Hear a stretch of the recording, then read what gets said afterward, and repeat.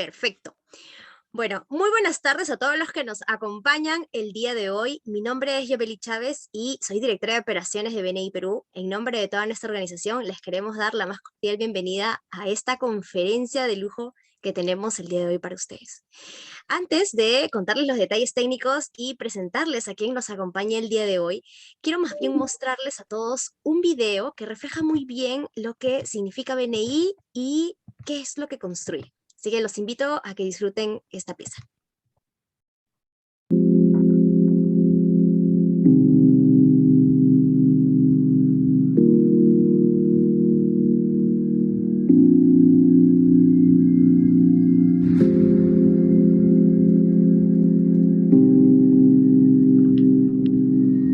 Siempre quise dirigir mi propia empresa y siempre he tenido pasión por los negocios. Cuando comencé esta compañía estaba convencido que mis clientes me encontrarían. Lamentablemente, la realidad fue diferente. No podía conseguir clientes, no tenía ingresos y no sabía qué hacer. Estaba solo.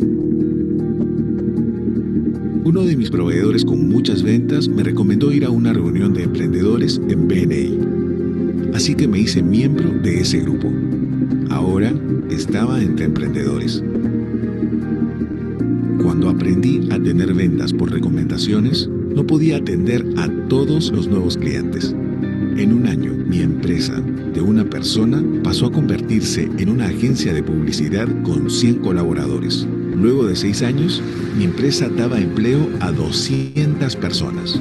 También entendí que el desarrollo de una compañía no solo viene del incremento de clientes y de las ventas, sino que requiere manejar nuevos retos de negocio, gestión de personas, contratación, contabilidad, sistemas. Para construir una empresa tuve que aprender todo eso. Compañeros de mi grupo de BNI que tenían los mismos retos me ofrecieron siempre su ayuda. Compartimos nuestras experiencias y compartimos conocimientos. Considero que las recomendaciones son la forma más efectiva de hacer crecer una compañía. Los emprendedores no tenemos que estar solos. Con los miembros de mi grupo de BNI trabajando juntos, se hace mucho más fácil desarrollar una empresa y lograr las metas que uno se propone.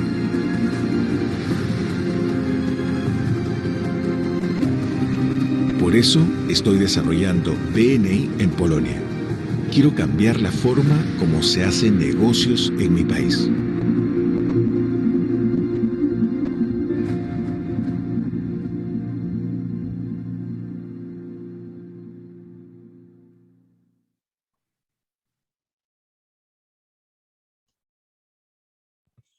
Y así como en BNI Polonia, BNI cambia la forma de hacer negocios, lo hace también en más de 75 países y lo ha hecho por más de 36 años. En el Perú ya van siendo 6 años en los que cambiamos la forma de hacer negocios bajo esta filosofía que es simple, el giver's gain, de ayudar a alguien cuando más lo necesita y construir en comunidad. Ahora pasando a detalles más técnicos, quiero comentarles que tanto sus micrófonos como sus videos estarán desactivados porque estamos en una conferencia tipo seminario web. Pero todas las preguntas que ustedes tengan siempre las pueden hacer llegar al botón Q&A o preguntas y respuestas que lo encontrarán en la parte inferior de su pantalla. Y ahora para presentarles al conferencista que tenemos el día de hoy, le doy el pase a nuestro director corporativo, José Tucho. Adelante, José. Muchas gracias, Yobeli. Fernando, en primer lugar, agradecerte realmente por aceptar mi invitación, la invitación de BNI, por estar esta tarde con nosotros. Creo que justamente esta conferencia magistrales es un lujo tener a personalidades como tú, Hernando, y un placer que estés acá. Así que, nada, te cedo la palabra y bienvenido nuevamente. Y antes de empezar, quiero un poco, a pesar que todo el mundo conoce a Hernando de Soto, pero es reconocido como uno de los 5 innovadores de América Latina, según Time.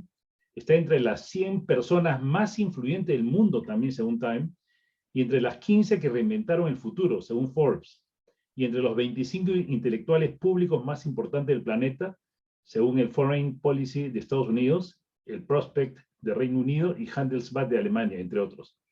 Bill Clinton, el expresidente de Estados Unidos, lo calificó como el economista vivo más importante del mundo. Benjamín Netanyahu como autor de la reforma en la propiedad en Israel, hasta Abimael Guzmán como el artífice de su derrota en el sur andino, y el Banco Mundial como el creador de su programa bandera Doing Business, Bono, el cantante de YouTube, como el autor del libro que cambiará el mundo.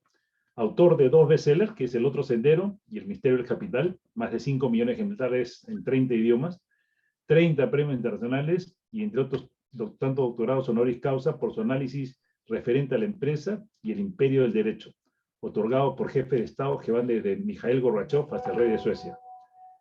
Fue economista de la Organización Mundial de Comercio, CEO de la UEC, de la Sociedad de Banco Suizo, en su momento la más grande consultora de ingeniería del continente europeo, y director del BCR.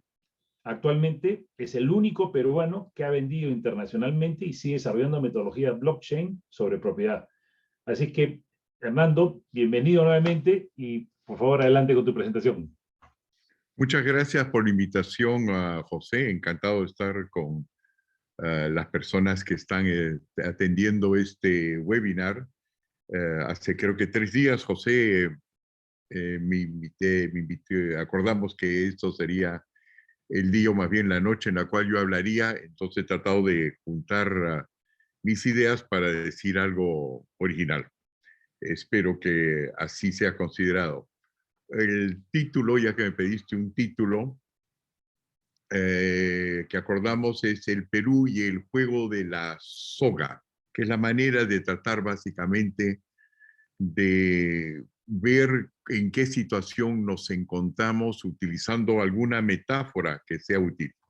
El juego de la soga es, como todos ustedes que han estudiado historia griega saben, o por lo menos lo que yo sé de ello, era uno de los elementos más importantes dentro de las Olimpiadas griegas. Una de las ideas siendo que para evitar la guerra entre distintas culturas, había de un lado en una soga un grupo que jalaba, había una línea que los separaba de otro grupo que jalaba en el otro sentido, y cualquiera que ganaba, pues ganaba lo que esté en contienda, y luego de eso se había logrado entonces de una manera pacífica, utilizando esfuerzo, por supuesto, todas las estrategias de jalar de un lado del otro a una solución pacífica.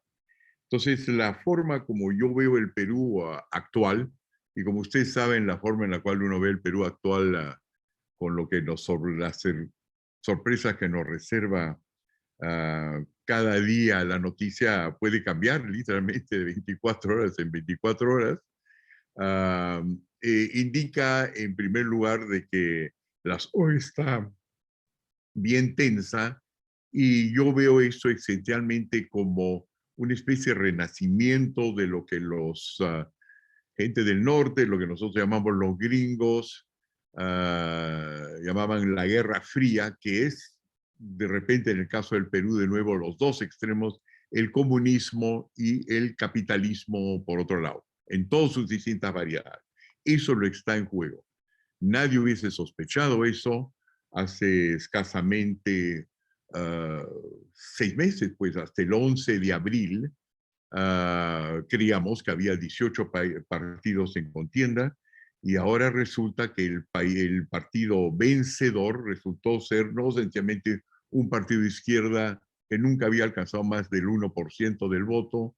En marzo no tenía más de eso en las encuestas, crea uno en las encuestas o no, y de repente ahora tenemos un gobierno que, según los jefes o el secretariado general de Perú Libre, es un partido comunista. Y por otro lado, dentro de ese mismo partido han lanzado a una persona a la presidencia, que hoy día es nuestro presidente, que dice no ser comunista, pero evidente fue lanzado por el Partido Comunista. Tiene un congreso donde hay seguramente comunistas y que se admiten como tal, o marxistas-leninistas, y rodeada de gente sospechada de haber participado en esa horrible guerra interna, que la pueden llamar como quieren, conflicto, lo que sea, confrontó al Perú y su Estado democráticamente elegido contra Sendero Luminoso, apoyado también por distintas fuerzas de izquierda. Entonces ahí nos encontramos. Entonces, de un lado ahí está nuestra soga, y yo lo que veo es que nuestra soga ha llegado a un punto en el cual al centro es casi un hilo muy fino que está por reventar. Está por reventar, creo yo, porque no hay nada en la forma como están jalando las las dos partes y su variedad de jaladores que indique que uno va a arrastrar al otro. El Perú está literalmente dividido en dos. No importa que todos los que estén del lado de manejar una economía social de mercado o una economía de mercado, como se desee llamarlo o merece ser calificada, van a abandonar su posición o creen que lo que hay actualmente, como es mi caso, es una situación que les conviene y que a veces necesita, por supuesto, mejoras. Yo creo que necesita mejoras sustanciales y no va a aceptar, como es mi caso, el comunismo en el país. Y por otro lado, otro que se llame marxismo-leninismo, o que se llame comunismo, o que se llame prosenderista, lo que ustedes quieran, o influencia cubana, tampoco va a ceder porque evidentemente las palabras comunismo, marxismo, leninismo no los asustan, lo que quieren es un cambio. Y consideran que el pasado los ha dejado, sobre todo durante esta horrible pandemia que todavía no encuentra una solución completa de COVID-19, los ha dejado paupérrimos. Se calcula 70%, 60%, según qué estadísticas uno mira, de las empresas llamadas informales, o quizás más que eso inclusive, ahora que recuerdo, donde se emplea a una buena parte de la población peruana, quizás un 80%, literalmente han colapsado. Y otro tanto porcentaje, es decir, otro 80% se calcula desde Ginebra, de los ahorros que han logrado acumular la gente en estas pequeñas empresas formales, informales, pero evidentemente de un régimen que no es aquel que permite exportar directamente ni constituirse en una organización que merece formar capital, han perdido sus ahorros. Entonces estamos en una situación en la cual la brecha que siempre se ha reconocido existía en el Perú y que existe quizás en todas partes del mundo, pero muy acentuada en el Perú, ha crecido porque ya no es solamente una cuestión de más ricos o más pobres, es quienes más muertos tienen y quien menos muertos tienen. Entonces lo que yo quiero hacer ahora es agarrar esta soga y comenzar a ver qué pasa del lado de la parte de que se puede llamar derecha, los que hoy día son los que representan ante la opinión pública o la prensa esa derecha o ese centro dentro del cual entiendo yo me ubican a mí los periódicos peruanos. En primer lugar, evidentemente, como todos aquellos que creen, están convencidos, y yo no veo cómo alguien va a negar esto, nunca el mundo ha logrado un crecimiento más grande que cuando entró la economía de mercado, lo que algunos llaman a veces capitalismo democrático, capitalismo popular.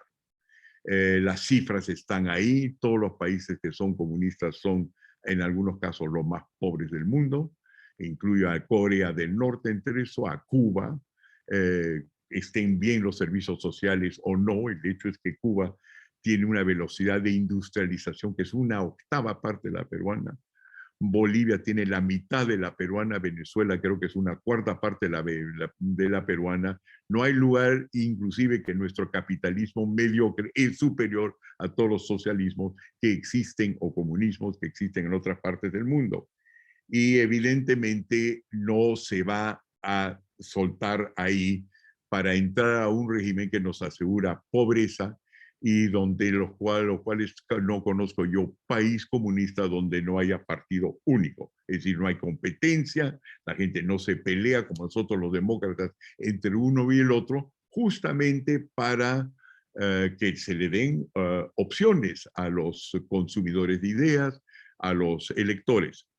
La misma cosa en lo que se refiere a los productos, como decía la publicidad que anteriormente nos mostró BNI, José, que he visto que gracias a Dios, he visto que todas las personas que tienen éxito, José, son como nosotros calvos, cosa que me consuela, indica que todavía tengo un futuro delante mío. Todas estas personas no queremos otra cosa que no sea economía de mercado, porque la evidencia es del lado comunista eventualmente partido único, que parte siempre de una asamblea constituyente, es decir, una especie de sala de entrada, una mesa de partes en la cual un grupo de personas se reúne y diseña una economía. Y esa es la diferencia con una economía capitalista o economía de mercado, no es diseñada. Nadie diseñó el capitalismo democrático, ni lo diseñó John Locke, ni lo diseñó Adam Smith.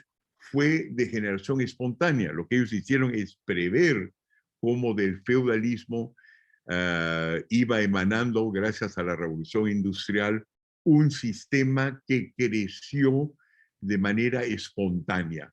Y eso es lo que es el capitalismo, es sencillamente la forma que la humanidad ha encontrado más eficiente de a través de la competencia poder producir riqueza y concretamente capital. Entonces, lo que tenemos ahora es este bloque que no va a ceder. Al contrario, si ustedes se dan cuenta, probablemente no ha existido, que yo he visto en América Latina, una resistencia a la posibilidad de un comunismo más fuerte que la peruana actualmente. Donde se ve en otras partes del mundo que la derecha logra meter gente en la calle, como lo están haciendo actualmente, financiado, por supuesto, con empresas privadas. Y la razón de eso, por supuesto, es que a diferencia de los venezolanos, los cubanos, cuando hicieron su paso hacia el comunismo, todavía no sabían lo que era. Cuando entra Castro, el comunismo era una palabra. Cuando entra Hugo Chávez, también era una palabra. Pero en nuestro caso, como hemos sufrido una guerra contra un comunismo organizado y en todas partes del mundo calificado como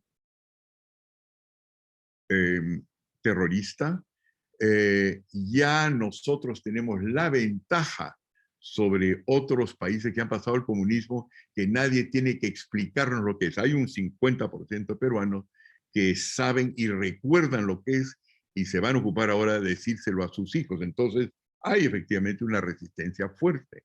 Que uno participe de esa resistencia, que uno esté de acuerdo en que uno se clasifiquen como los héroes de la resistencia o no, existe. Por otro lado, entonces, llegamos al otro lado de la soga, que son la izquierda. La izquierda está hoy día representada por nuestro presidente, reconocido por la comunidad internacional, que dice que quiere efectivamente cambiar las cosas y que utiliza palabras, aunque él quizás no se dé cuenta, que son reconocidas como comunistas en otras partes del mundo. Y el decir, bueno, estos están en retroceso, la derecha no necesita preocuparse porque el hombre no tiene pues la educación que tienen las otras personas, y la prueba de que su comunismo no puede funcionar es que no logra ni siquiera verdaderamente ensamblar, con ciertas excepciones, gabinetes que son probos, que son reconocidos por personas como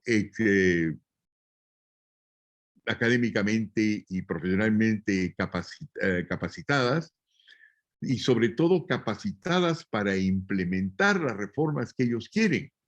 Es decir, no es solamente que no quieren hacer capitalismo democrático, porque a la larga le tienen que pedir al presidente del Banco Central de Reserva que se queda, por la razón que obviamente la mayor parte del país va a tomar como mal síntoma que no esté ahí. Tiene que tomar un ministro de Economía, que se entiendo hay una persona muy calificada, pero que es de izquierda. Entonces, el resultado es que tiene a la larga que emplear a personas que traten de una manera o de otra mantener el Perú un sistema llamado neoliberal. Entonces tenemos aquí un presidente con amigos que en algunos momentos han sido senderistas, lanzado por un país comunista que tiene que emplear a los caviares para, a su vez, hacer políticas por el momento neoliberales, porque si no pierde la mitad del Perú y pierde los inversionistas que necesita, y lo sabe muy bien. Si uno se dice, bueno, eso garantiza entonces de que el presidente va a decaer poder, no se lo crea. Las estadísticas, en la medida en la cual uno cree en las encuestas, y hay algunas de ellas que están bien hechas y otras no, pero una de gran aceptación en el Perú es Ipsos. Ipsos tiene que el presidente Castillo tenía en agosto, es decir, recién elegido, una aprobación del 38%, y en octubre, la última de Ipsos indica de que ahora tiene una aprobación de 42%, es decir, ha subido 4%. Entonces, señores de la derecha, amigos míos, amigas mías, el presidente está en popularidad creciente. Y si agarramos entonces qué le pasa al Congreso, donde están las voces mayoritarias de lo que se llama el sector no comunista, entonces ahí vemos que tenían una aprobación de 40% en agosto, y hoy día tienen 32%, es decir, han bajado 8%. Entonces tenemos un presidente comunista, si se quiere llamarlo comunista o socialista, que crece en 4%, y un sector democrático que ha bajado en 8%. Ergo, no es un momento para creer que solamente ganar la calle va a poder cambiar las cosas. La pregunta entonces que uno se tiene que hacer es, ¿qué es el atractivo que puede tener un sistema, una persona que está apoyada por otros que por el momento reniegan del capitalismo y quieren cambiar la Magna Carta para que nosotros podamos efectivamente salir adelante con un socialismo peruano, un comunismo peruano? La respuesta es que su argumento no es económico, es de otro género. Ellos no creen en una economía espontánea, como yo, por ejemplo, que es como la forma de un cuchillo, como diría Hayek. Nadie lo diseñó, sencillamente los cuchillos son el resultado de miles de años en los cuales las cosas con las cuales nosotros cortamos otras cosas van tomando una forma. Los vasos, las tazas, etcétera, ¿quién la habrá diseñado? Yo no sé. Pero fueron generación espontánea. El comunismo dice no. El comunismo lo que dice hay que diseñarlo. ¿Y por qué? Porque lo que hoy día, lo que permite crear riqueza, y lo repite el señor Cerrón, que es el secretario general de Perú Libre y que fue el que lanzó y escogió a nuestro actual presidente, aunque se hayan separado ahora por el momento para siempre, él lo que dice es que para llegar a la industrialización es necesario que sea en justicia, porque si no es hecho en justicia, entonces produce un calambre, una escisión dentro de la sociedad en la cual ya no hay paz social.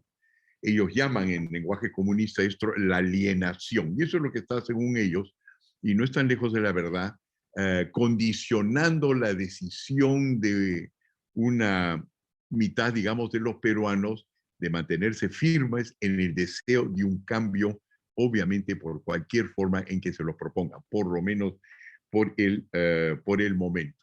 En otras palabras, por un lado, nosotros los seres humanos, la humanidad en general, acepta que el sistema espontáneo capitalista es el que crea la mayor riqueza, pero por otro lado, los que han estudiado mejor el movimiento de los seres humanos, cuando estos seres humanos se congregan y se mueven en masa, en sociedad, no es necesario comúnmente convergente con la aspiración de los individuos y sus familias cercanas a crear riqueza por empresa, sino lo que cree es que los seres humanos, cuando se reconocen como colectividades, no aceptan la desigualdad de oportunidades.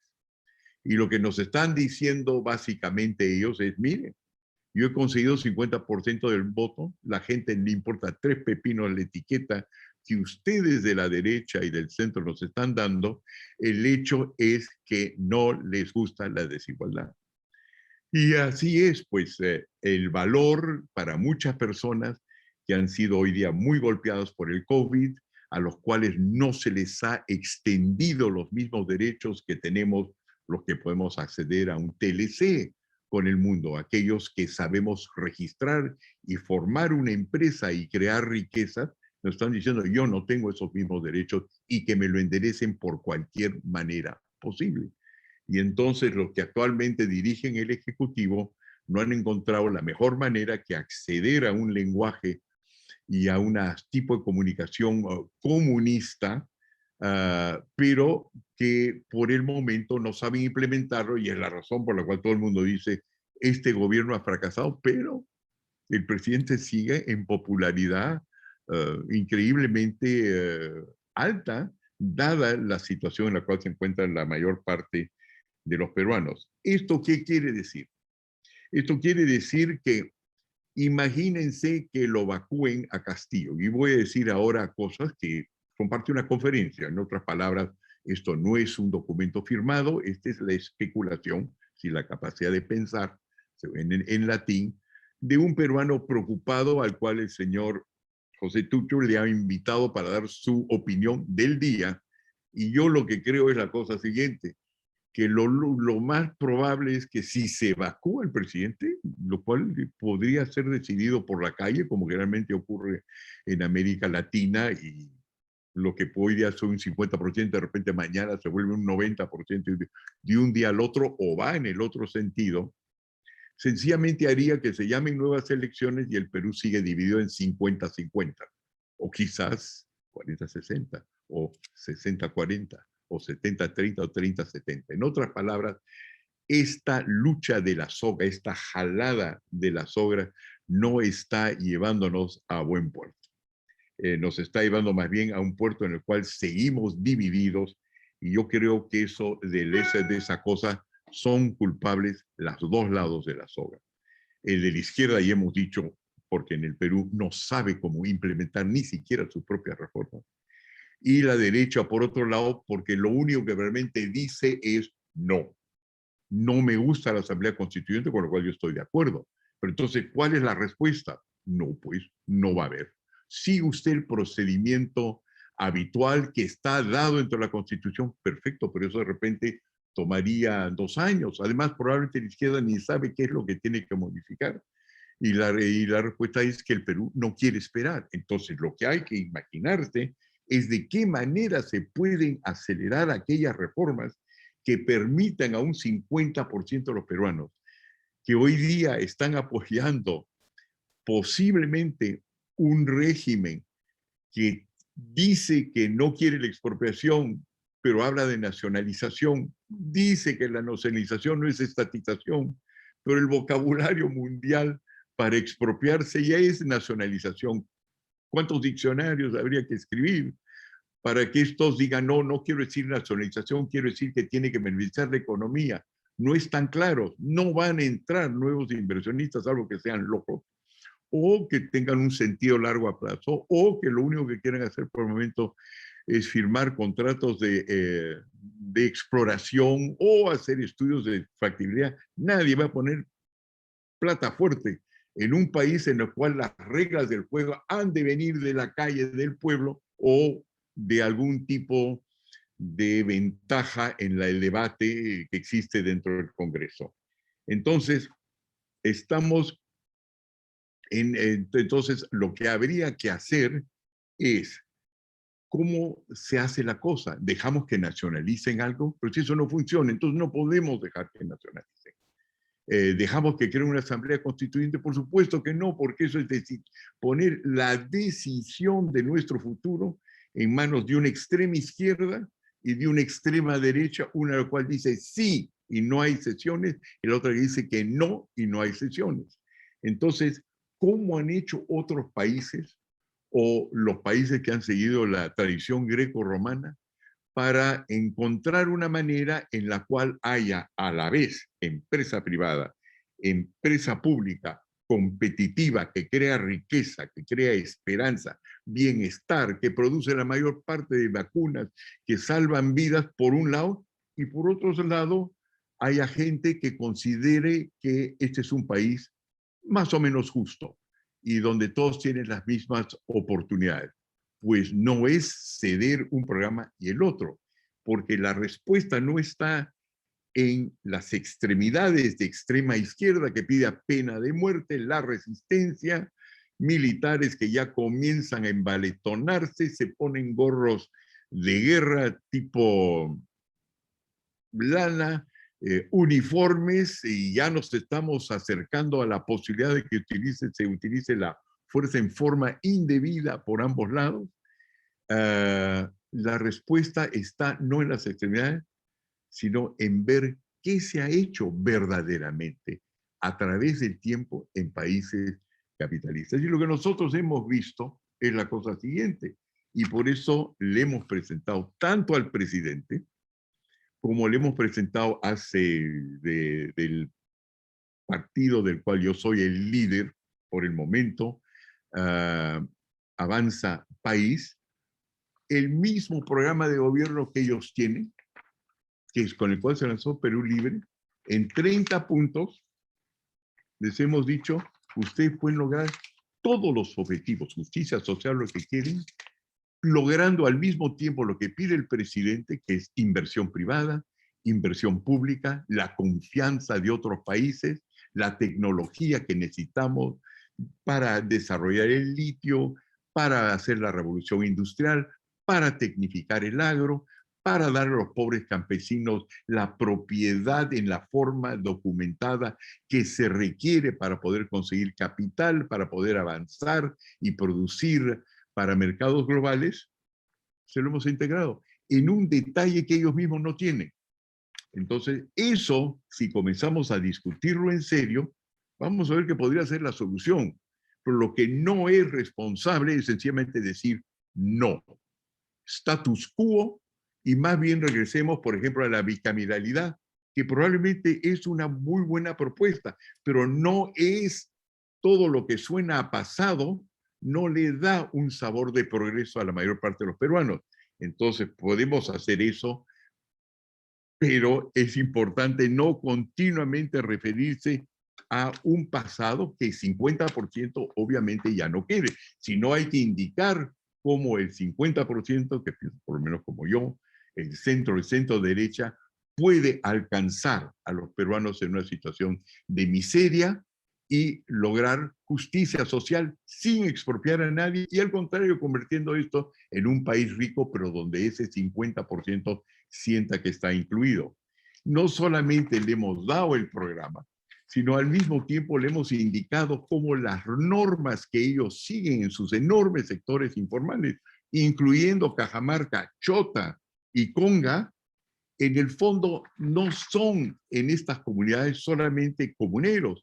Estos comuneros son dueños de propiedad privada, son títulos, los chanchitos pertenecen a gente privada, los casas pertenecen a gente privada, las superficies sobre las minas también pertenece a gente que tiene un lote y que está resguardado por normas, y lo único que falta es conectarlo a una economía de mercado capitalista, que es en la cual comerciamos todos, que seamos Estados Unidos, Suiza, Suecia, o que seamos Corea del Norte, o que seamos China.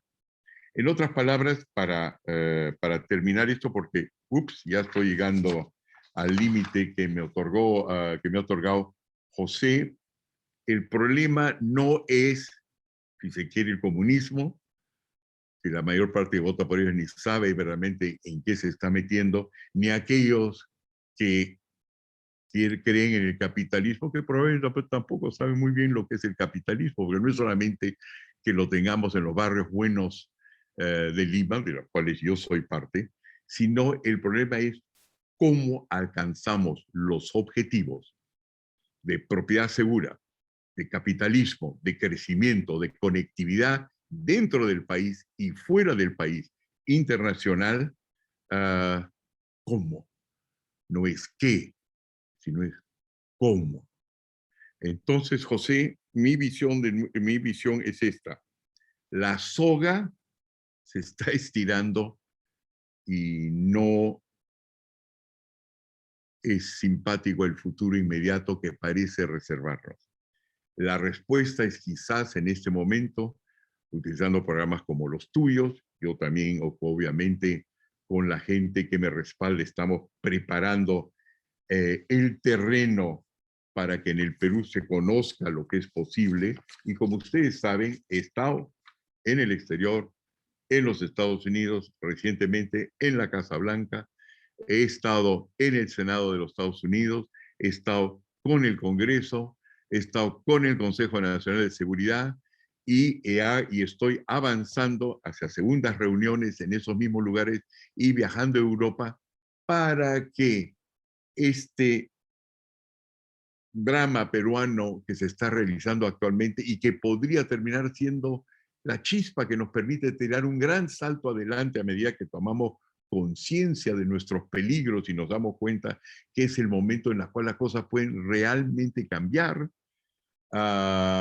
El mundo se dé cuenta y se dé cuenta que detrás de nuestros enfrentamientos locales somos parte de un gran enfrentamiento mundial entre los llamados poderes occidentales y muchos otros países del segundo, lo que se llamaba en mis tiempos el segundo y tercer régimen, el tercer mundo, desde Irán hasta Medio Oriente, hasta China, etcétera, y que si se ve nuestros problemas dentro de un contexto más grande que el local, donde cada uno de nosotros le saca el currículum vitae al otro, somos parte de un gran juego de ajedrez que no se va a resolver solamente mirando las cosas dentro del Perú, sino hay que abrirla al campo internacional para identificar todos los intereses que están en juego y que hacen que no basta que los peruanos de izquierda y peruanos de derecha jalen la soga, porque no estamos llegando muy lejos, sino que el debate que ocurre dentro de nuestro país nos permita traer jueces, nos permita traer perspectivas, opiniones que nos permitirán ver desde afuera lo que nosotros solamente por el momento estamos viendo desde adentro y que nos está llevando a un futuro muy peligroso. Pero como les dije, para no acabar por lo menos esta primera parte de inversión, esta conversación, estoy llegando justo a los 40 minutos.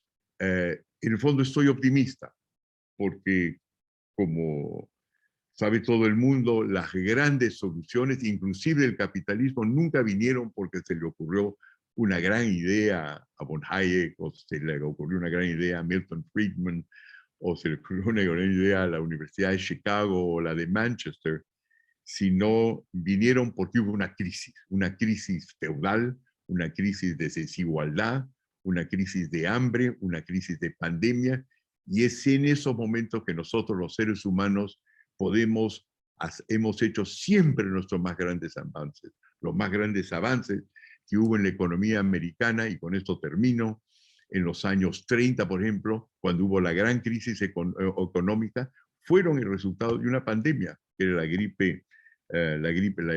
mal llamada gripe española, en los cuales los Estados Unidos hizo el más grande salto que se conoce hasta ahora en la historia, porque no le bastaba quedarse con un régimen semi-mercantilista, tenía que progresar una economía de mercado. Ergo, estamos en plena crisis, es decir, nos duelen los dientes y no nos queda otra cosa que ir donde el dentista y vamos a ver una vida muchísimo mejor una vez que nos hemos examinado los dientes y nos hemos fortalecido para poder de nuevo masticar como sabemos hacerlo los peruanos. Pucha, me salió una salida romántica. Gracias, José.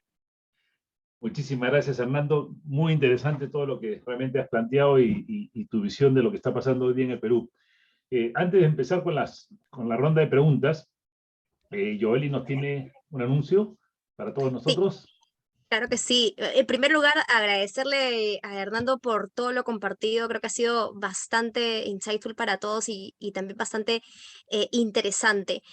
Antes de iniciar con las preguntas, quiero comentarles a todos los asistentes que para nosotros es muy importante conocer su opinión respecto a este tipo de conferencias y es por eso que en el chat voy a dejarles a todos el enlace hacia una encuesta que nos gustaría que por favor nos ayuden a llenarla mientras vamos realizando las preguntas. Ahora vamos con las preguntas. Iniciamos con la primera del doctor Alfredo Ayahual. Él te manda saludos y te consulta: ¿cuál es tu visión de la política en Latinoamérica y si consideras que la inestabilidad política de Chile nos puede favorecer en los mercados comerciales, es decir, en el plano económico? Gracias por la pregunta. Mira, lo que está ocurriendo en América Latina es que nos estamos dando cuenta, y eso se refiere también a Chile, que probablemente ha sido el país que más progreso ha hecho durante las 2, 3 últimas décadas. No hemos hecho una transición a una economía de mercado, ni que se acerca a hacerlo perfecto. Hemos dejado mucha gente atrás. No nos hemos dado cuenta de que para crear una economía, para crear economías y regímenes estables, no hay una fórmula fija, que no basta decir que tenemos una constitución y que tienen cláusulas que se parecen a las de Occidente. Hay que darse cuenta que todavía en nuestros países el hecho de que uno tenga buenas conexiones con el gobierno y que su futuro dependa de los políticos al grado que depende nuestra empresa privada, yo mismo, mi bienestar, es llamada en la historia mercantilismo. Mercantilismo no es el querer hacer negocio, el querer hacer negocio es una cosa fantástica. Significa encontrar transacciones que son provechosas y son tan provechosas que todo el mundo le quiere comprar a lo que uno produce. La idea es la siguiente, que es verdaderamente la competitividad de cada uno de nosotros, nuestra habilidad la que nos permite agarrar negocios y no sencillamente el hecho de que tiene buenos contactos con el Estado.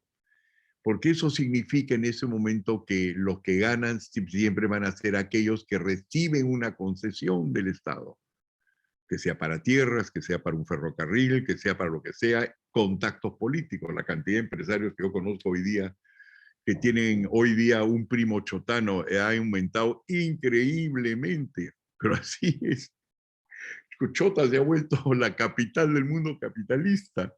Todo el mundo conoce un primo del presidente, un amigo del presidente, han cambiado afiliaciones de partido, ahora están representando a Perú Libre cuando ayer representaban al fujimorismo. Eso es mercantilismo.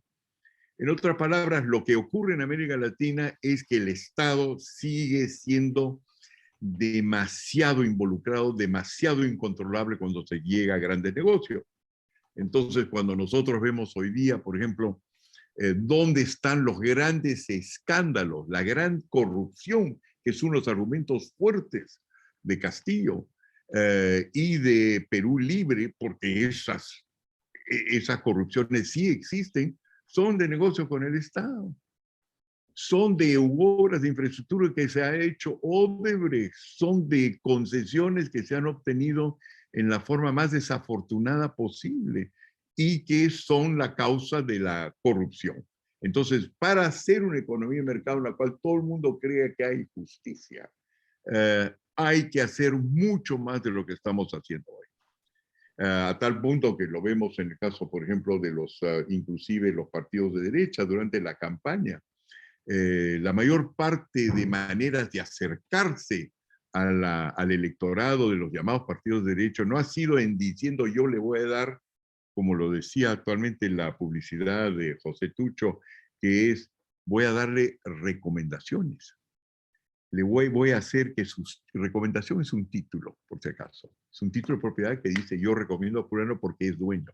Yo recomiendo a fulano porque lo he clasificado de esta manera en función de sus riesgos. Yo recomiendo a fulano porque tiene esa cantidad de activos. Es recomendaciones. En lugar de eso, van a ver usted que la mayor parte, hasta de partidos de derecho, han dicho, yo les voy a dar más cosas por el Estado. Le voy a dar más cánones, le voy a dar más esto, le voy a dar más lo otro. Entonces no ha sido el capitalismo que ha estado realmente compitiendo con los partidos, digamos, comunistas, ha sido el mercantilismo. En todas esas palabras, ¿qué pasa ahora para llegar a su pregunta? Es lo mismo en el resto de América Latina, en un grado u otro.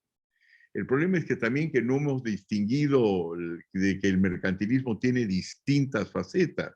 Es decir, no es, cuando uno habla de, por ejemplo, por ejemplo este movimiento de Sao Paulo, el foro de Sao Paulo, no es la misma cosa ser Cuba que ser Venezuela. No es la misma cosa estar en la patria de Maduro que estar en la patria de Lula. Son cosas totalmente distintas.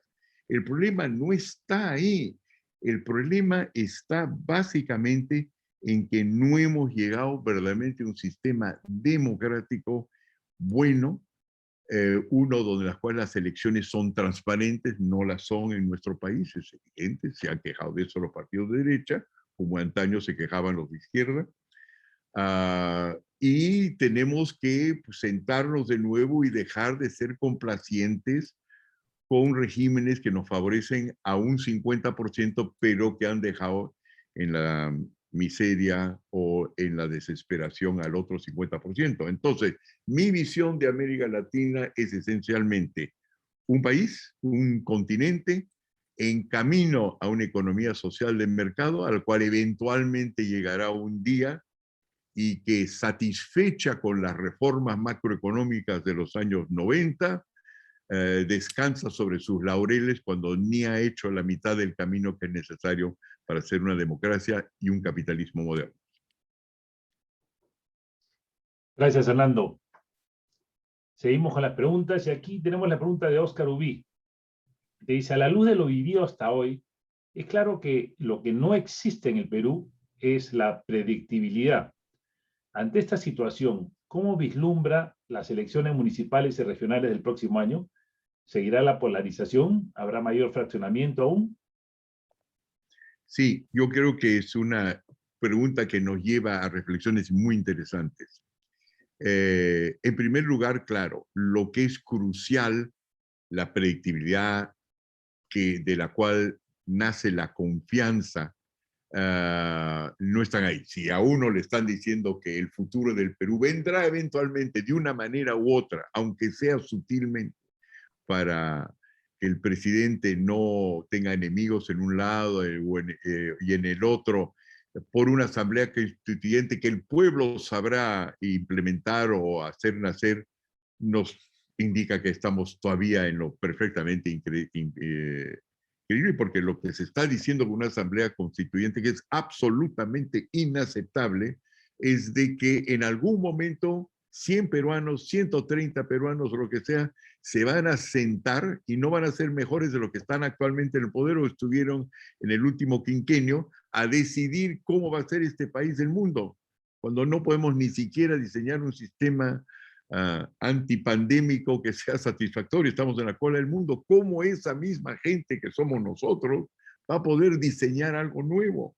Cuando sabemos que una gran sociedad es el resultado de la generación espontánea, es decir, de un pequeño cambio aquí, otro pequeño cambio acá, todos los cuales con mayor trascendencia que lo que podrían decidir 130 políticos en un hemiciclo.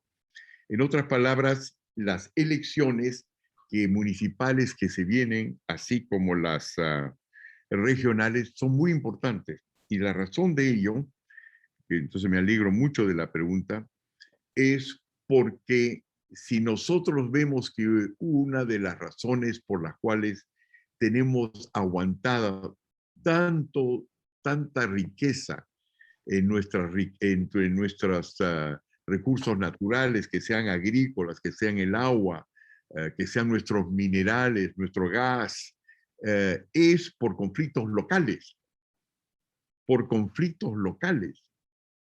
Eso quiere decir que en lugar de pretender que el presidente de la República y el Congreso tienen la respuesta a esos problemas, hay que buscarlos en los municipios y hay que buscarlas en las regiones, que es la razón por la cual yo he estado preparando con la gente que es de mi confianza una participación importante nuestra en las próximas elecciones municipales y regionales, no porque queremos que los alcaldes nos van a hacer mejores puentes, mejores tréboles nomás, parques que sean simpáticos, etcétera, sino porque creemos que localmente está la solución a los grandes problemas que tiene el Perú.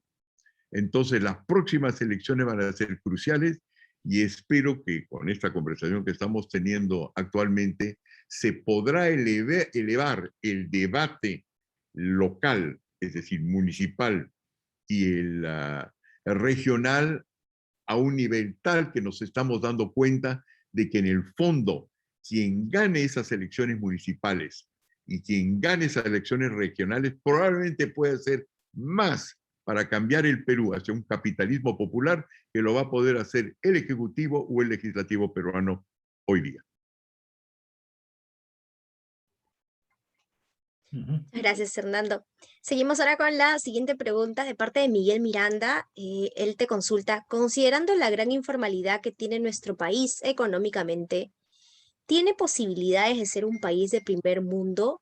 ¿Cuántas décadas o tiempo tendría que pasar para que esto suceda? ¿Puedo yo también hacer mi comercial? Si usted elige a la gente que yo voy a auspiciar para las elecciones regionales y municipales, y tenemos una sensible mayoría o relativa o influencia en el voto de los otros, tenemos estrategias al respecto, en 2, 3 años hemos acabado con la mayor parte de informalidad en el Perú. ¿Cómo dirán ustedes? Por la razón siguiente, porque el problema del Perú no es los informales. Los informales lo único que quieren es ser formales. Yo voy pronto a presidir varias congresos en el Perú, en los cuales los que nos han llamado son los distintos gremios llamados informales del Perú, que lo que están pidiendo es que, por favor, el gobierno no estanque el proceso de formalización, inclusive lo mejore antes de que caduque a finales de diciembre. Ellos quieren ser formales. El problema no es que ellos no quieran ser formales. El problema es que ser formal en el Perú cuesta enormemente. Si usted es un minero, anden preguntarle solamente para que no lo coimeen las autoridades o le pidan coimas más bien, y no sean perseguidos y los mineros pueden tener los explosivos que necesitan para salir adelante. Son 1.400 días de trámites trabajando 8 horas al día. Han de preguntarle a todas las personas que nos están vendiendo hoy día en las calles y que ya no tienen un local de lo cual vender y comprar, si ellos no quieren ser formales. ¿Qué significa vender en la calle? Si uno no tiene agua corriente, no tiene urinarios, hay 52 hectolitros de orina que corren por las calles de Lima nomás, todos quieren ser formales. El problema no es decir que los pobres del Perú no quieren ser formales, el problema es que hemos creado un recinto de abogados, juristas, lobbyistas, que han enredado la cosa al punto tal que los que ganan los contratos son pues los Odebrecht y los que tienen buenos contactos con el gobierno. En otras palabras, sí podemos liquidar la informalidad porque el problema de la informalidad está ahí, debajo de nuestras manos. Todos los que son llamados informales hoy día, me permito enseñar otra evidencia, están ya titulados y registrados, porque la informalidad es no tener derecho a entrar al mercado.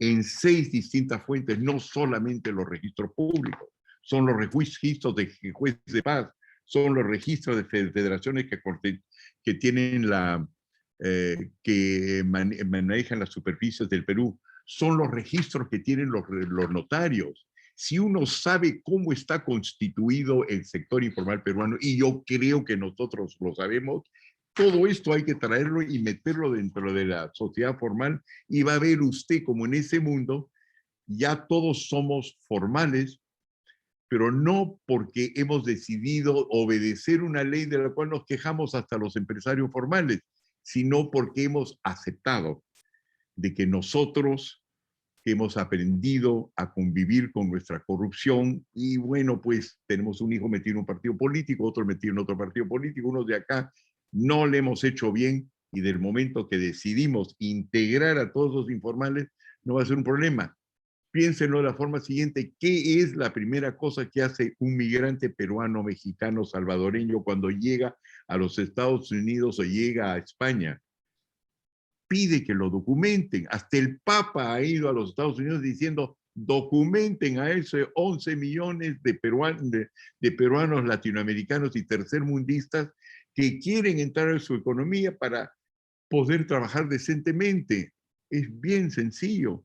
Tenemos un sistema que está hecho para los que tienen influencia, para los que tienen contactos, para los que tienen una acción en un periódico, en una revista, en un canal de televisión, para aquellos que saben manejarse, cambiar de partido rápidamente cuando sea necesario.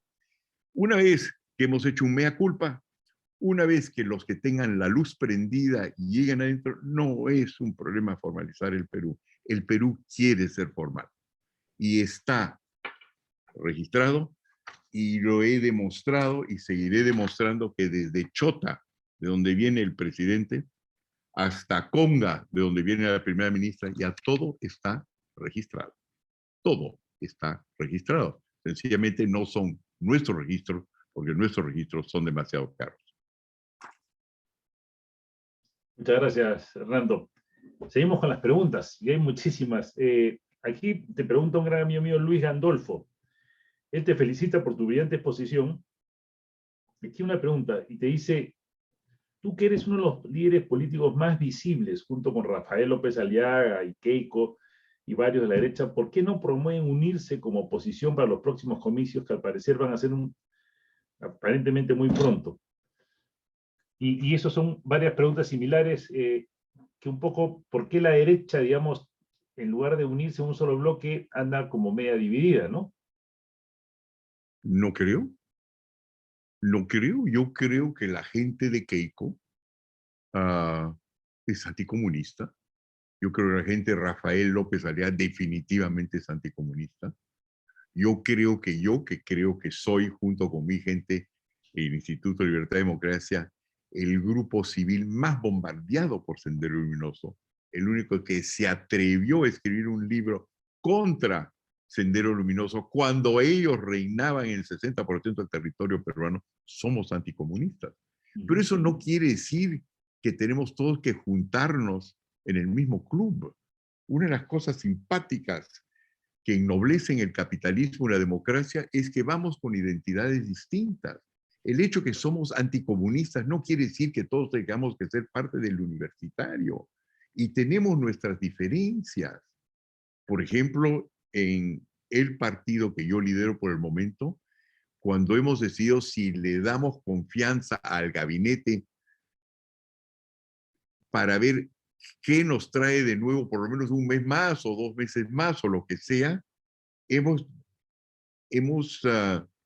dado la libertad a nuestros congresistas, que son brillantes, dicho paso, todos ellos, a votar como a ellos les parezca según su conciencia, así que la sufran, que la historia los haga responsable, versus Fuerza Popular, que evidentemente es mucho más como un ejército. No le falta solamente el uniforme, todos han bloqueado en bloque. Tenemos nuestras diferencias, pero todos nosotros somos anticomunistas. Lo que pasa es que tenemos estrategias distintas. Y la fuerza del capitalismo democrático es que no es un grupo uniforme como los comunistas cuando crean un partido único. Nos gusta la diversidad. El presidente Trump se pelea a muerte con el presidente Biden y anteriormente se peleó con el presidente la candidata a la presidencia Hillary Clinton. Deberían ustedes ver las guerras que hay entre conservadores y laboristas ingleses. La fuerza de la democracia es de que tenemos distintas opciones, pero cuando vamos a la guerra contra un poder que quiere uniformizarnos, nos unimos. Entonces no tenemos que estar en el mismo equipo. Eso es lenguaje rojo. No sé, están todos juntos en el mismo equipo. Ya estamos en contra del comunismo. Estamos con distintas estrategias y eso es lo que nos va a dar la fuerza, de que estamos abiertos a ideas distintas y no queremos un partido único. La característica del comunismo es partido único. ¿Para qué vamos a querer un partido único de derecha? Seríamos entonces ya indistinguibles del resto. Por otro lado, no hay que olvidarse de que es un argumento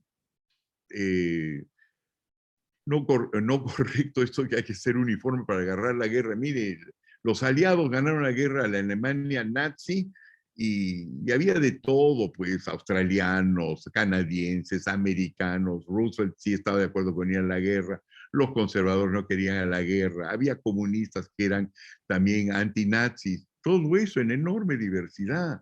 Y por otro lado, no hay que olvidarse también que los comunistas, en nuestro caso, están súper divididos. Pregúnteselo al señor Cerrón, pregúnteselo al presidente Castillo, se están sacando la mugre entre ellos mismos. No, yo no creo que nosotros nos fortalecemos estando en el mismo partido y teniendo todas las mismas soluciones, sino nuestra fuerza, como la fuerza del capitalismo, es que competimos entre nosotros mismos y vamos a acercar los principios y en el momento dado vamos a dar una buena batalla, pero no una buena batalla porque nos hemos unido con personas que hoy día viven San Isidro, Surco, etcétera, sino unido de tal manera que no solamente nos sentimos bien aquí entre gente bien, que usa corbata, que puede utilizar un buen traje, que puede viajar, que sabe hablar 2 o 3 idiomas, sino unidos de tal manera de que hemos ganado el voto izquierdista. No es una cuestión de decir, ellos son de izquierda y yo de derecho. Eso es mala idea. Estamos en 50-50. Aprovechemos que es lo que quiere hacer por el momento mi país, mi país, mi avanza país, es decir que el voto se gana, no que yo le robe gente a Porqui, o yo le robo gente a Acción Popular, o le robo gente qué sé yo, a cualquier otro partido. Yo le quiero robar gente a la izquierda. Entonces mis cañones no apuntan en el sentido de meterme en una habitación con Keiko y Porqui y con quién sabe más. Mi idea es jalar a la izquierda para que se dé cuenta que todas sus reformas pueden ser hechas por los instrumentos del centro derecha peruano. Buenísimo, gracias, Fernando. Seguimos con las preguntas. Sí, seguimos ahora con la pregunta de Víctor Yanamoto. Bueno, él te felicita por tan magnífica explicación en general y la conferencia que nos has brindado. Y su consulta está alrededor a qué esperamos el próximo año de las inversiones en construcción, ese sector que mueve, digamos, varios sectores también. Bueno, evidentemente construir, tener infraestructura, y no solo infraestructura y vivienda, es una parte muy importante del país. Mueve la economía y al mismo tiempo permite dar trabajo. Y para eso hay que, entre otras cosas, con lo que se refiere a la construcción, saber que donde vamos a construir no va a ser invadido, de que la propiedad que tenemos hoy día es segura, no va a ser expropiada. Por eso es que nosotros le damos mucha importancia a la propiedad. Conversando con algunas de las personas que podrían ser candidatos de Avanza País,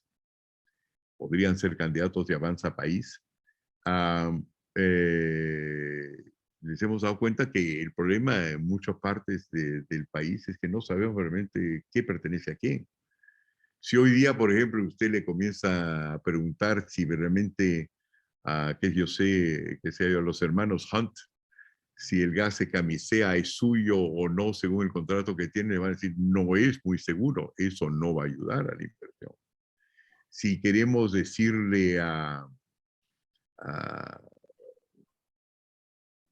la Southern de que no puede desarrollar sus concesiones en Tía María, ni tiene manera de engancharse con los agricultores, que en algunos casos tienen temores justamente justificados, le van a decir que esa construcción no va. Otra que no sé si sigue siendo el caso, pero no sé si sabían ustedes que el Palacio de Gobierno, donde está nuestro presidente, no pertenece al Estado peruano, sino a la comunidad de Quicamarca.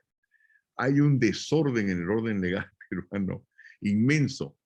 En otras palabras, si nosotros vemos que los próximos gobiernos municipales van a ser unidos a través de instituciones que nosotros esperamos crear y al mismo que protegen la propiedad, que le dan venida a la construcción, porque la construcción, la combinación de factores de producción es el desarrollo industrial, entonces podemos esperar gran cosa, a pesar de tener un gobierno que inicialmente comenzó a llamarse comunista, porque yo espero que también lo transformemos, que lo convenzamos, dependiendo pues lo que nos reserve el futuro. En otras palabras, depende de nosotros. Soluciones no faltan, lo que hay que hacer es identificarlas y buscar en la diversidad, que somos el centro y que no quiere un partido único, las distintas propuestas concretas que van más allá de ganar espacio en las calles. Mejor dicho, más espacio que sencillamente agitar a la gente, que también es parte importante de la democracia, por supuesto. Muchas gracias, Hernando. Seguimos también con las preguntas. Aquí otra también de Oscar Ubí, también, que parece interesante, y te pregunta, ¿qué opinas de la reforma del Estado, básicamente de la regionalización? Porque dice, hoy la mayoría de los gobiernos regionales, o de los presidentes regionales, están denunciados por corrupción. ¿Crees que ha sido una buena decisión, o cómo debería modificarse eso, no? Evidentemente la regionalización fue mal diseñada. La prueba es que no está funcionando. Pero la centralización, de nuevo, depende no de una fe en la centralización o en la descentralización, porque hay muchas cosas que tienen que ser centralizadas. Por ejemplo, casi creo que el 94% de las empresas peruanas, y yo clasifico a los empresarios informales como empresas peruanas, y están registrados como empresas unipersonales, no serán pues las corporaciones que son miembros del CONFIEP, pero son la mayoría de las personas del país.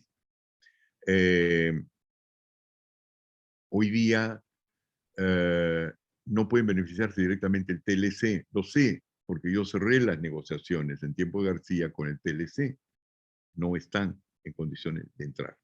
Cuando se promulgó las condiciones de entrar en lo que se refiere el TLC hacia adentro, promovido también por el presidente García, fue rechazado. Entonces hay muchas cosas que hoy día podrían funcionar si es que vinculamos las regiones a ese derecho central. Y eso significa, por una parte, mantener la descentralización y, por otra parte, centralizar a los convenios internacionales que naturalmente parten de Estado a Estado. En otras palabras,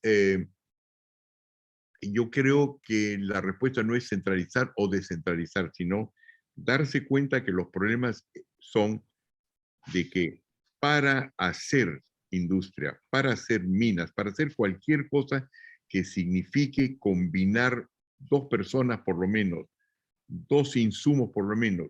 No sé, pues este lápiz, como ustedes saben, no, tengo que utilizarlo, es el ejemplo de Milton Friedman. Para hacer este lápiz,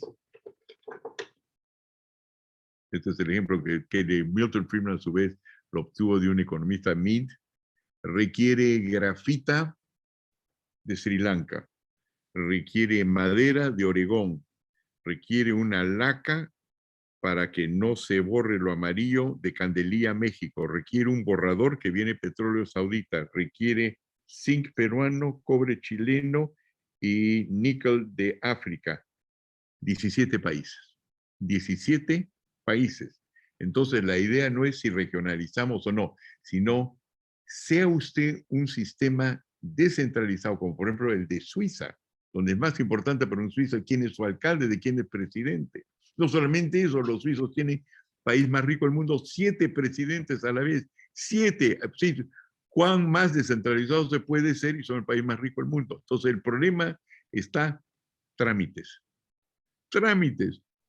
¿Cuánto tiempo toma, José, para que tus recomendaciones, tus certificaciones para hacer negocios en el Perú funcionan? Una vez que has quitado el tiempo, sea Suiza, que es un país, una confederación, o seas Francia, que es más bien unidad nacional y tiene connacional de administración y todas cosas, da lo mismo, con tal que se los juzgue por su eficiencia y que el sistema de justicia funcione, ¿no es cierto? Y que los corruptos pueden ser sancionados y que los jueces sean bien pagados y que dejemos de ignorar que hay abogados coimeros y dejemos de aceptar, sí, pues, así es el Perú, ¿qué vamos a hacer? Una vez que Las condiciones dramáticas de hoy nos permiten ver que el problema es la manera como creamos el derecho y que hay que encontrar una manera de hacerlo eficiente, y eso corresponde mucho a nuestros legisladores. Las cosas van a cambiar. Saben ustedes que el Perú produce, yo sé que lo he dicho, pero no me voy a cansar de decirlo porque sigue siendo el mismo problema, aproximadamente 106 normas al día.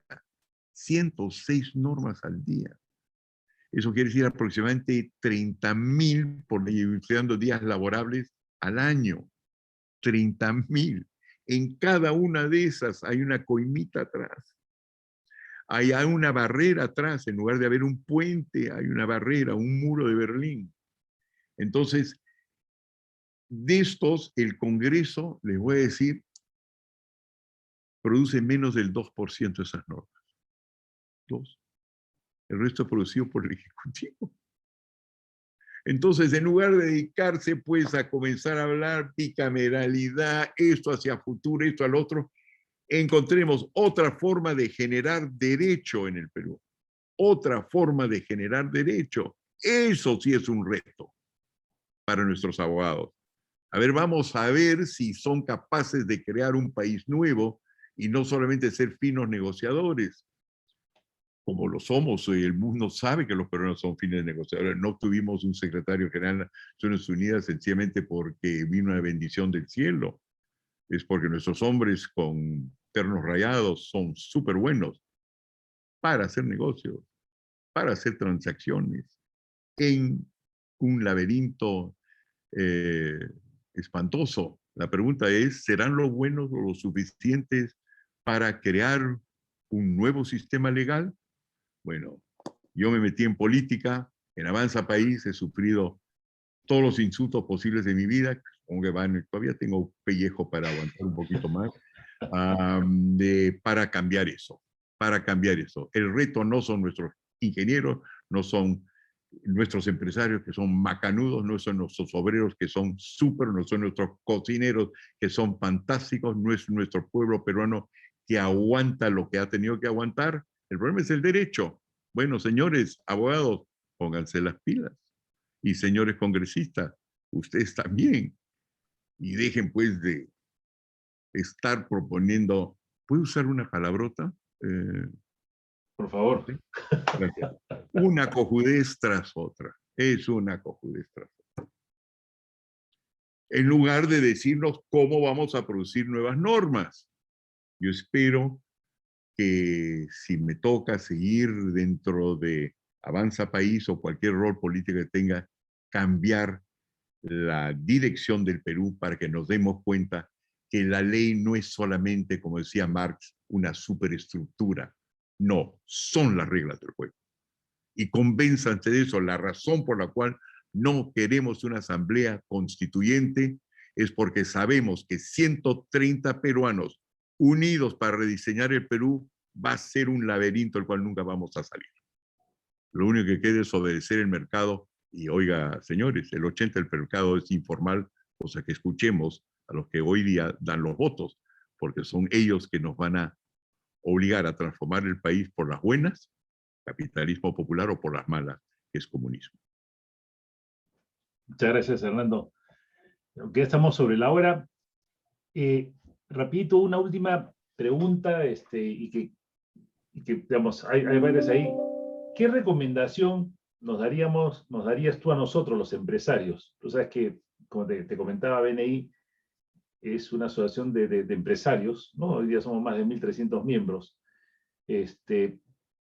¿O qué acciones deberíamos hacer para justamente cambiar esta situación? ¿Cuál sería tu recomendación? ¿Cuál sería el papel de nosotros los empresarios para poder justamente cambiar el país y esto es lo que estamos viviendo? Bueno, yo respeto mucho a los empresarios, porque yo mismo soy empresario. No soy el típico empresario, pero soy empresario y he manejado unas compañías de ingeniería más grandes de Europa, como tú has dicho, tú has visto al tiempo y durante bastante tiempo. Y construyo cosas y me metió en blockchain y cosas así. Pero no hay nada que Estoy tratando de encontrar algo práctico. Creía que ya tenía una respuesta para eso, pero creo que la respuesta es la siguiente. Que deben hacer las cosas de una manera tal que ustedes, que nosotros los empresarios, que no soy parte de ningún gremio, ni de un club, dicho de paso, como les digo, no me gustan los choclones de gente, me gustan los individuos. Yo creo que ustedes tienen que hacer sentir a los emprendedores informales que ellos son como ustedes. Y no siempre lo hacen. No es cuestión de decir, oye, yo me llevo bien con mi carpintero, me llevo bien con mi masón, yo le compro un ambulante, yo he tenido una enamorada de un barrio popular, o he tenido un enamorado de acá, no sé, mis papis fueron arequipeños, pero también por ahí se nota que hay un rasgo indígena, nada. Lo que hay que hacer es, cuando hacen sus pronunciamientos, por ejemplo, dejen de decir nosotros de la empresa, ¿cómo es la cosa? Responsable. ¿Qué creen que le dice eso a la mayoría informal del país, que son ellos irresponsables? ¿Mm? Edúquense, pues, edúquense, caracho, esta gente. Este señor de Chota, chiquito, tiene su sombrero más grande que su propio cuerpo, caracho. ¿Quién es esta gente rara? ¿A qué se meten? Miren las combinaciones que tienen que hacer. Oiga, si los empresarios formales tienen que burlar al Estado, ¿cómo los más informales no van a tener que burlar al Estado? Trátenlos como iguales, no como aprendices, como iguales, porque en una democracia cada uno de ellos tiene un voto. El promedio de compañías en el Perú tiene 8 a 10 personas. Del momento que ellos sienten que nosotros los formales los tratamos bien y como iguales, y entonces ustedes en cada caso van a saber hacerlo, no promulguen normas y leyes, no dejen que sus abogados les encuentren maneras de circunventar la ley a ustedes y no a los informales. Reconozcan los terrenos que tienen y ustedes van a ver que se van a sentir iguales y van a votar para nosotros. Así de sencillo. Muy buena respuesta. Bueno, Hernando, la verdad que, como siempre, espectacular. Muchísimas gracias por tu opinión, por tus consejos, por la exposición brillante, como solo tú lo sabes hacer. Agradecer a todos los que nos acompañan semana a semana en nuestro ciclo de conferencias magistrales. Agradecerles su presencia. Yoveli, no sé si tú quieres también unas palabras finales. Claro que sí, de verdad que bastante unido a lo que mencionó José y a todos los comentarios que quizás has podido leer, Hernando. Muchísimas gracias por compartirnos de tu visión, de tus conocimientos, porque creo que así también todos podemos reflexionar y así también ampliar nuestras perspectivas, poder también construir un mejor país. Así que muchísimas gracias. Gracias por la oportunidad. Agradezco. Gracias a ti, Hernando. No he leído los comentarios, lo voy a tener que leer después. Censúrenlo para no herir mis sensibilidades, por favor. Bueno, a todos muy buenas noches y los esperamos el próximo miércoles, como siempre, a las 6 de la tarde, en nuestro ciclo de conferencias magistrales, y tendremos una exposición también buenísima, así que tenemos una sorpresa para ustedes el próximo miércoles. Los veo y chao, buenas noches, y Hernando, estamos en contacto. Muchas gracias. Muy buenas noches a todos.